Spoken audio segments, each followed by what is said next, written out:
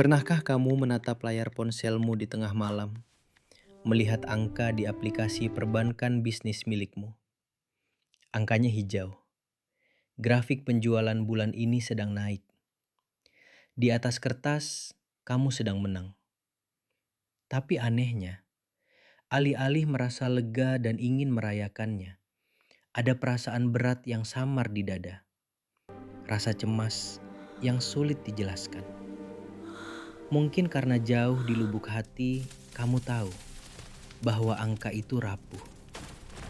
Ada ketakutan bahwa satu langkah yang salah, satu bulan yang sepi, atau satu perubahan tren yang tiba-tiba bisa membuat semuanya hilang begitu saja. Kita seringkali diajarkan untuk mengejar keuntungan sebagai sebuah trofi, sebagai bukti bahwa kita pintar, bahwa kita sukses. Kita melihat sisa uang di akhir bulan sebagai hadiah yang pantas kita ambil sepenuhnya, karena kita sudah lelah bekerja. Namun, cara pandang seperti inilah yang seringkali menjadi awal dari akhir sebuah usaha. Bukan karena bisnisnya gagal menghasilkan uang, tapi karena kita gagal memahami fungsi uang itu sebenarnya. Keuntungan bukanlah garis finish. Dalam ekosistem bisnis yang sehat, keuntungan sebenarnya adalah oksigen. Dan ironisnya, banyak dari kita yang tanpa sadar justru mencekik bisnis kita sendiri, tepat saat ia sedang mencoba untuk bernapas. Masalahnya berakar pada kebingungan identitas yang mendasar. Kita sering lupa bahwa bisnis kita adalah entitas yang hidup dan terpisah dari diri kita. Kita cenderung melihat uang yang masuk ke rekening usaha sebagai uang saya. Ini adalah jebakan mental yang sangat halus. Secara psikologis, kita merasa berhak atas setiap rupiah. Karena kitalah yang bekerja keras, kitalah yang begadang, dan kitalah yang mengambil risiko. Tapi coba bayangkan ini, seperti seorang petani. Jika seorang petani memakan semua hasil panennya hari ini, setiap butir padi, setiap buah, tanpa menyisihkan apapun untuk benih musim tanam berikutnya, dia tidak sedang merayakan keberhasilan.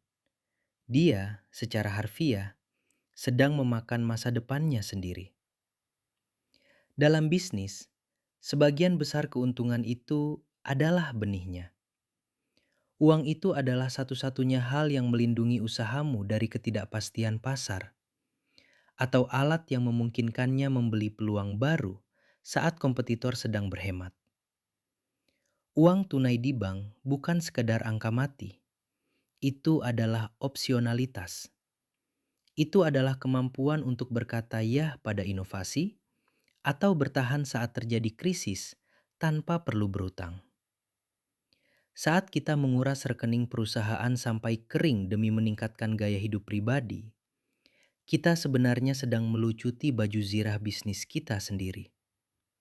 Kita membiarkannya telanjang dan rentan.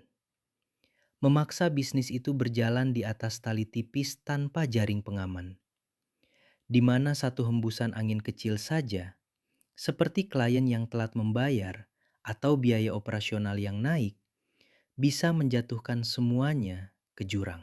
Saya ingat betul fase di tahun-tahun awal perjalanan saya.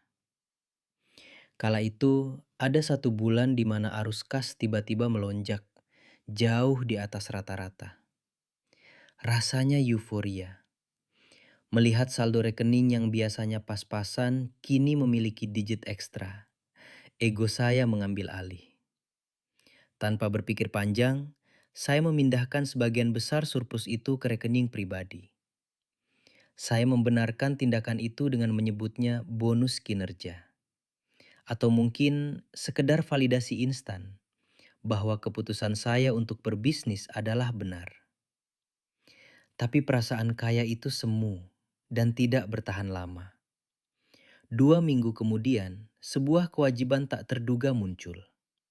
Bukan bencana besar, hanya tagihan operasional tahunan yang luput dari ingatan saya ditambah sedikit keterlambatan pembayaran dari klien utama. Saya ingat duduk diam di depan laptop malam itu, menatap layar dengan perasaan malu yang menyengat. Saya harus melakukan hal yang paling tidak ingin dilakukan oleh pemilik bisnis. Menyuntikkan dana pribadi kembali ke dalam perusahaan hanya untuk menutup biaya operasional. Saya harus mentransfer balik bonus yang baru saja saya nikmati. Secara matematika, mungkin itu hanya memindahkan uang dari kantong kiri ke kantong kanan. Tapi secara emosional, rasanya seperti kekalahan. Rasanya saya baru saja mencuri dari masa depan saya sendiri.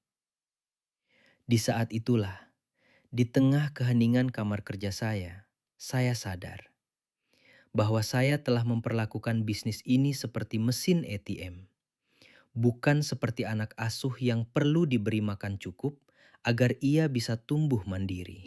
Perubahan yang saya lakukan setelah malam itu sebenarnya sangat sederhana. Meski secara emosional terasa berat pada awalnya. Saya berhenti mengambil uang berdasarkan keinginan dan mulai mengambil berdasarkan aturan. Saya menetapkan gaji untuk diri sendiri. Jumlah yang wajar, cukup untuk hidup, tidak berlebihan. Dan saya memaksa diri untuk memperlakukan sisa keuntungan di rekening bisnis seolah-olah itu bukan milik saya. Uang yang tersisa di sana mulai menumpuk pelan-pelan. Awalnya, jujur saja, tangan ini terasa gatal. Melihat dana yang seolah-olah menganggur begitu saja.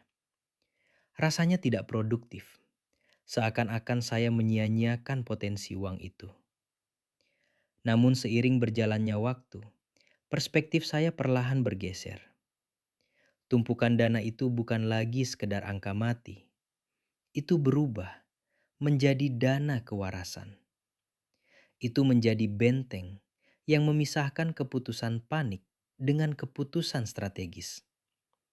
Ketika kita tidak terdesak untuk menarik setiap rupiah keuntungan demi menambal gaya hidup pribadi, kita tiba-tiba memiliki kemewahan yang sangat mahal bagi seorang pengusaha. Kemampuan untuk berpikir jernih. Kita tidak lagi harus mengejar setiap proyek kecil atau mendiskon harga gila-gilaan hanya karena butuh uang tunai cepat. Kita bisa menunggu, kita bisa mengamati, dan kita bisa memilih untuk hanya bergerak ketika peluang yang benar-benar tepat datang menghampiri. Pada akhirnya, strategi ini bukan tentang menimbun kekayaan di dalam akun perusahaan tanpa tujuan yang jelas. Ini tentang membeli ketenangan tidur di malam hari. Bisnis yang memiliki napas panjang memberikan hadiah yang jauh lebih berharga daripada dividen sesaat. Ia memberikan rasa aman. Ketika kamu berhenti mencekik bisnismu demi kepuasan jangka pendek, kamu sebenarnya sedang membangun sebuah entitas yang cukup kuat untuk menjagamu balik di masa depan. Kita sering lupa bahwa tujuan utama dalam permainan ini bukanlah untuk melaju paling cepat, lalu terbakar habis di tengah jalan, melainkan untuk tetap bertahan dalam permainan selama mungkin. Jadi, biarkan bisnismu bernapas. Beri dia ruang untuk tumbuh dan menjadi dewasa. Karena ketika bisnismu bisa bernapas dengan lega, kamu pun akhirnya bisa melakukan hal yang sama.